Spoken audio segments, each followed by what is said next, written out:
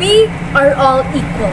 Stop gender discrimination, the stigma that experienced by our LGBTQIA plus community has always been an issue.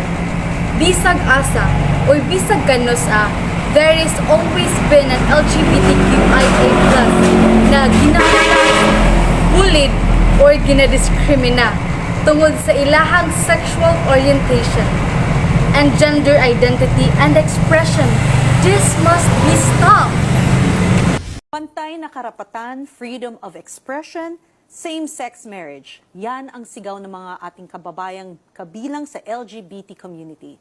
Sa pamamagitan ng SOGI Bill, magkakaroon na nga ba ng katuparan ito sa Pilipinas?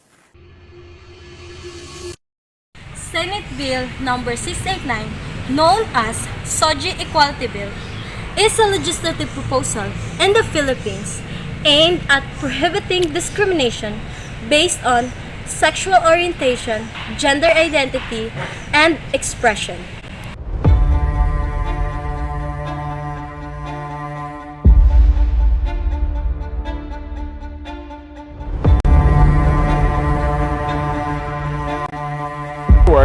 There should be inclusion, so the Marcos regime should definitely take a stand in fighting for the rights for the LGBTQIA+.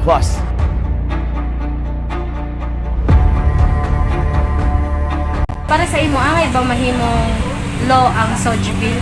So for me, kanang angay siya mahimong law ang kanang SOGI Bill kay maghatag og mga reason. So first reason anong kinahanglan siya mahimong law kay it promotes kanang gender equality and human rights because SOGI Bill kay it aims to protect mga LGBTQ plus individuals from discrimination in school, in workplace, and then also in healthcare and public services.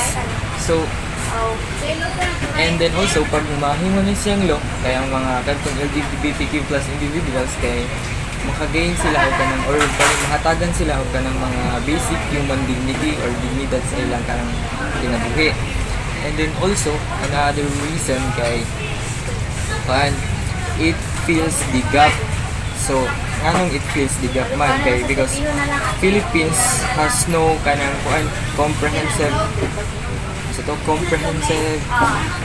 comprehensive law that specifically kanang protect against discrimination sa mga LGBTQ plus individuals. So, kanang siyang SOGI Bill, kay mo na siya mag-fill sa gap sa Pilipinas sa kadtong nga issue.